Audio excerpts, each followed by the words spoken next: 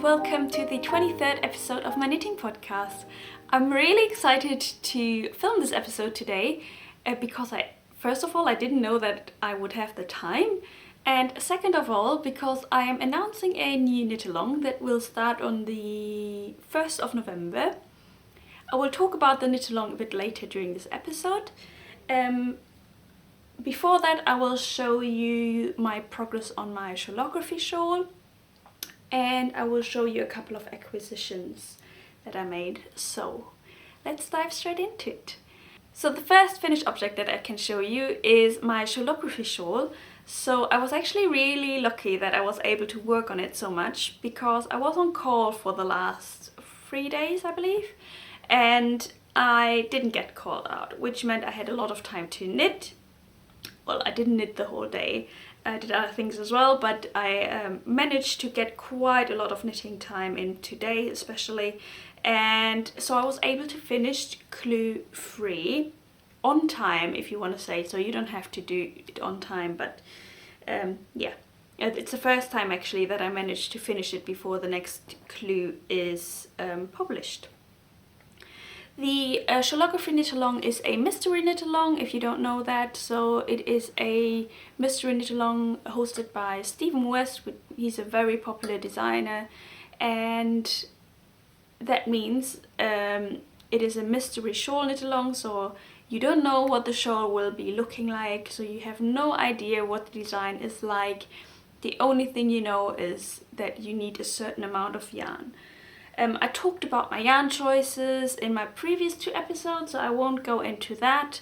The only thing I will show you is my progress.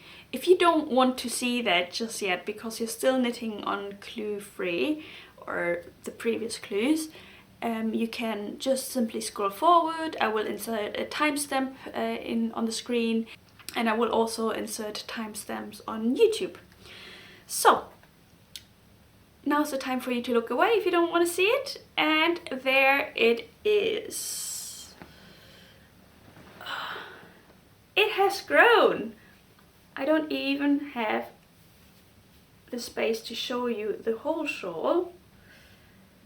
There it is in its full glory, and I have to say I'm really liking it. So I think I'm very happy actually at the end with my yarn choice, or with my color choices. At some point I was like doubting whether I should have gone for a lighter color B, which is this like dark brown, but I think it's become really beautiful. Last week I had only finished the bobbles, so this is sort of this part over here. I think I was working on the bobbles, I'm not too sure. So I was just before this garter wedge, and this garter wedge took ages. So you had to knit it on one side and then as well on the other side, and I felt like clue 2 took me a very long time. Whereas clue 3, so during clue 3 you had the option to choose between like a mesh section or a brioche section, and I decided to go for the brioche section because well, I really like the look of brioche, 2-color brioche. I learned to knit brioche during the Sock Madness earlier this year, and I thought it would be nice to as well do it on a shawl. So I went for the brioche section, and the only alteration that I made is that instead of, I switched color A and B around. So if you're knitting that as well, so I went for a dark color B, and normally you would have had the dark ridges, the color B ridges on the front, but as you can see on the back side you can't really see that well. So if you're using contrasting colors in brioche, I believe that having the lighter color in the front will make it more visible. So that's why I went for this color combination. You still see the darker brown in the background, but it is just a bit more visible, and that's what I wanted to achieve. So actually initially I started the other way around like it was supposed to be, and then I ripped it back. Yeah, I had to rip back about like 2 or 3, no actually, but more like 3 or 4 rows. But it was totally worth it. So the only thing that I'm not too sure about is that there's no real border now between the bubbles over here and the brioche section. But I think in the grand scheme of things, it is not really, it won't change a lot. And you know what I always have to think about it when I see the shawl like that? I always think of a moth for some reason. I feel like my my color choices are a bit like moth colored. I don't know. Can you see what I mean? But I'm really happy with the result, and yeah, this is my finished clue-free Shawlography shawl, and I'm waiting for clue 4, which is going to be published tomorrow, so I'll be waiting for that. I'm working tomorrow, but I'm probably gonna start knitting on it in the evening if I have the brain power. Before I forget, so I used the Hold Super Soft, which is a light fingering weight yarn. I actually just use one strand. I've been asked that before, so I just use one strand of the Hold Super Soft. And I got gauge with it as well, so I don't know whether we are supposed to use 2 strands but I got gauge with 1 strand, so it's totally fine. What I am a bit like wondering is whether this shawl will grow a lot or not, because I actually haven't started any of the second skeins for any of the colors. So I've actually got quite a lot of yarn left of each color, and I kind of doubt that we will be using that much. So I still got 50 grams of each color over there, and then plus this. So I'm curious. If this is not going to be used, the other 5 skeins, I will use that for the Penguono. Oh, I still don't know how to pronounce it. I think that's the right way. So that's another Stephen West pattern. It's like a big cardigan that you can knit up in different yarn weights. So that will be my backup project for the remaining colors. Alright, that's all about the Shawlography. And let's head into acquisitions. I bought a bit of yarn because in my last episode I told you that I bought a pattern in the birthday sale, in Steam West birthday sale. And so I bought the pattern, where is it? I need to find it. I bought the pattern, the Tri-Gradient Shawl, which is over here. It's like quite a big brioche and garter stitch shawl, and this is going to be a present. So these are not really my colors, but yeah, the recipient was able to choose the colors, and he went for these ones. So I went for 2 balls of Shoppel Zauberball 100. Which is I think it's like a fingering weight yarn. Yeah, it's 100% merino. What else? 400 meters per 100 grams, and yeah, so it's like a gradient color. The original pattern, or the pattern, is knit up in spin cycle yarns, but first of all, it's really hard to get in the UK. Second of all, it's quite expensive as well. So I went for like the cheaper option. So I went for this one. And this colorway is called Rauchzeichen, which is smoke signals, I think it was called on the Wool Warehouse website. And then this one will be combined with this lovely yarn, which is the West Yorkshire Spinners Exquisite 4-ply, which is an 80% Falkland wool and 20% mulberry silk. This one is so soft. I'm really looking forward to knit with this. Again, it's 400 meters per 100 grams, and yeah, I am really curious how this is gonna look like. I think it's gonna look quite cool because this one's actually a bit darker, so there's quite a bit of a contrast going on. The only thing I'm wondering, so this one is a plied yarn and this one is not. So I'm curious how it's gonna look like. But yeah, you will see that in my coming episodes. I think as soon as I finish the Shawlography, I will then start with this one.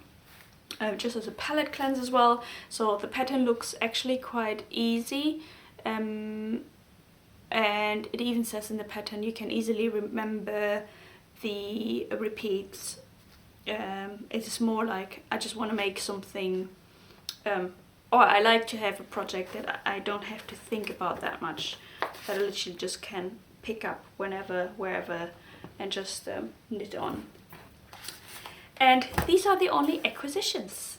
Alright, let's chat about the knit along. So as I mentioned in my previous episode, I was thinking of hosting a knit along that is all about our whips that are lingering around just waiting to be finished. And so I came up with a name. So the knit along is going to be called Free Your Needles 2021, and it will be hosted on Instagram and on Ravelry, just so you have the chance to enter on either platforms or on both if you like. The rules are the following. So it will run from the 1st of November until the 31st of December. All whips are welcome, but the whips have to be, so every project that you enter should have been started before the 1st of November. Obviously you can start as many projects as you want. I'm just like encouraging to finish these projects that you have started prior, or like during the year, or maybe the years before. You can enter with knitting projects and crochet projects. That's totally fine as well. What else? On Instagram you can just simply tag your pictures by using the hashtag FreeYourNeedles2021. You can tag me so I will be able to see them. I can also then share them in my stories if you would like to. And what else?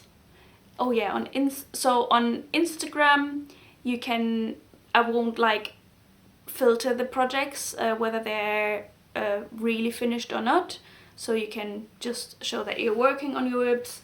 On Ravelry I will have a finished object thread where you can post pictures of your finished projects, and then I will choose winners from there as well. I will also open a chatter thread on Ravelry, so that will be the place where you can just interact with other participants, where you can maybe get advice whether it is worth to continue knitting on a project, or maybe it would be better to rip it back, I don't know. And I will try to be a bit more interactive during this knit along. I know in my last knit along I wasn't really that much online just because I had other things going on, so I couldn't be online, but during this knit along I will really try my best. I've got some free time coming up, so I'm really excited to start knitting with you guys. Yeah, I think I mentioned everything. I will of course put all the rules, they're very easy rules, don't worry, down in the description box, and I will also put them up on Ravelry for your reference. And then I thought it would be a good idea to show you my whips and yeah, show you what I would like to finish. So the first whip that I have here is the birthday sweater that I made for my boyfriend last year, and I made it too small, so I ended up with a beautiful new jumper, and he still hasn't got his. Yes, shame on me. Every evening when we sit here with my knitting, he's asking me, where's my jumper? So I'm actually trying to work on that. Also, I've been trying to work on that for the last month, but I had a bit of complications, so I need to like rip it back a bit because the sleeves are just a little bit too big, so they've become a bit too boxy. So I will have to probably take it back to where the color work finishes and just knit them straight. I think they're already big enough there. I have finished the body, so the body length is fine.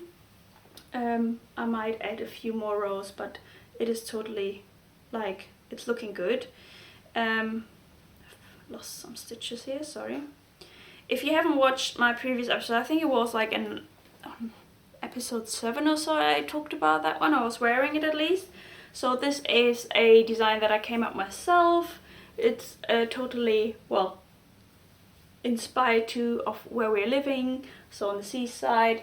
And yeah, I will put more color work around the yoke. So this is like knit the traditional Icelandic way, the way that I started to knit. And I'm using Icelandic wool as well. So I'm using Alafoss Lopi, which is a 100% Icelandic wool. This is bulky weight yarn, I believe, yeah, 100 meters per 100 grams. And you will find all the details on my project page. So this is like a long-term rip. I've been working on that for a long time, since about a year, so this really needs to get off my needles ASAP, especially before the next birthday, otherwise it's completely embarrassing. The next work in progress that I've got is, let me have a look.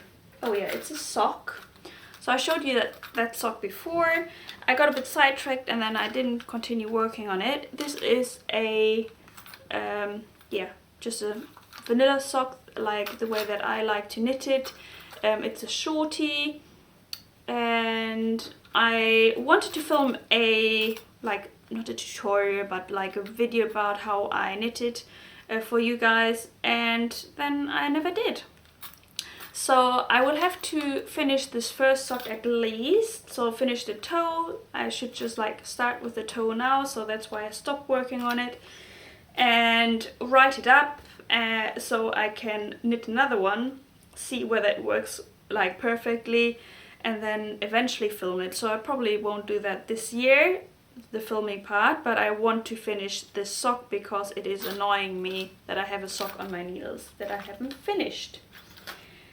The yarn that I'm using for this one is a self-striping yarn from Schachenmeier Regia. It's the cotton color Tutti Frutti in the colorway Strawberry, I believe.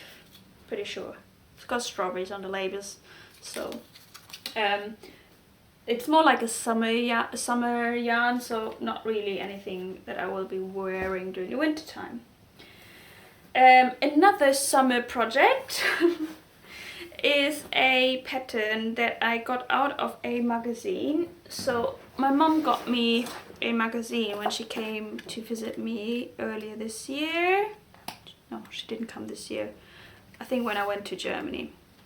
And basically it is from this magazine here, Love Wool Strickideen, which is a German magazine. And this is published by Rico design, so they are a yarn brand. And I had some yarn in stash that I thought that I wanted to work up. So I chose this pattern over here. It's like quite a oversized knitted summer jumper, and I still think I want to finish it, so I've got it over here. The only thing I've worked on so far is the body, and it is quite big, but I think it will look super cool, especially for next spring. The only reason why I haven't continued working on it is because I had the idea of changing the pattern. Instead of knitting flat, I knitted it in a round, and now I have to just like probably sit down for 20 minutes and come up on or figure out on how to knit the sleeves and the upper part of the body, so I just have to do that. It won't take me that long, I believe. It's just simply because I have to, yeah, think a little bit and do some calculations, that I haven't worked on that. The yarn that I'm using for this one is a cheap yarn that I got at a discounter here ages ago. It's a, I think, Lidl or Aldi. It's a mix between cotton and linen. So I think it's like a DK weight yarn, I believe. Is it? Where is it? 50 grams per, so yeah, it's 150 meters per 50 gram, so 300 meters per 100 gram. Yeah, that's the third one. So the fourth one is actually finished. I literally just need to do like 2 little bends on the front here to close it up. So this is like a little baby hat that I knitted earlier. I can't remember the name. Oh yeah, it's called Bearly Bonnet, I believe. It's a free pattern, and I just need to do like to close it with 2 little strings over here. So I will do this afternoon, and then I can finally put these balls in my stash and pack it away. So, you know, these little things that you don't work on straight away, sometimes they just stay there for ages. Another whip that I've got is here. Can you tell? I went through a phase of casting on. This is sock, obviously. I just started with the cuff and I haven't done much more. So this is supposed to be a present for my my sister's husband, and I haven't done much on that one, so I will work on that one. I don't know whether I will make it this year or not too sure.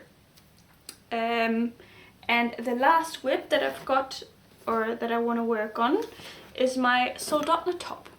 The only thing I've knitted so far is my gauge swatch. So I've used up a full ball, so this is a full ball of yarn. It's the Retrosaria Brusca, which is Portuguese yarn, DK weight, and yeah, as you can see, I now know what size of needle I want to go for. I'm still off, so my gauge is off, the row gauge is off, but I hope I will still be able to just go for it. I'll probably go up a size, I believe. I'm not too sure. I'll probably go up a size and make it a bit boxier.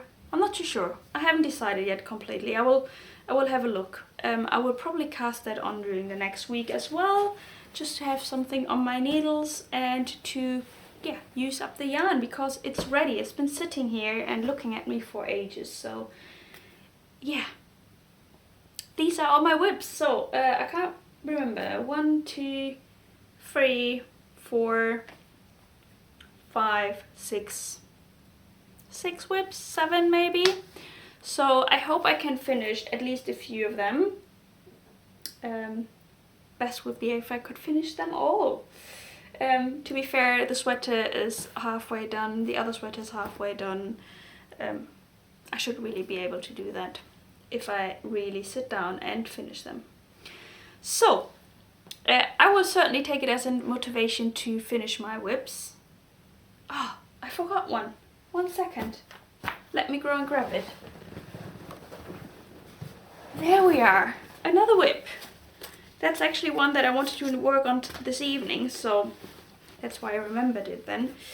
Last year I won the pattern for the Milkband Poof, which is like a big cushion that you knit to like just have in the living room, and I managed to knit more than half of it, and then I stalled because I ran out of the yarn.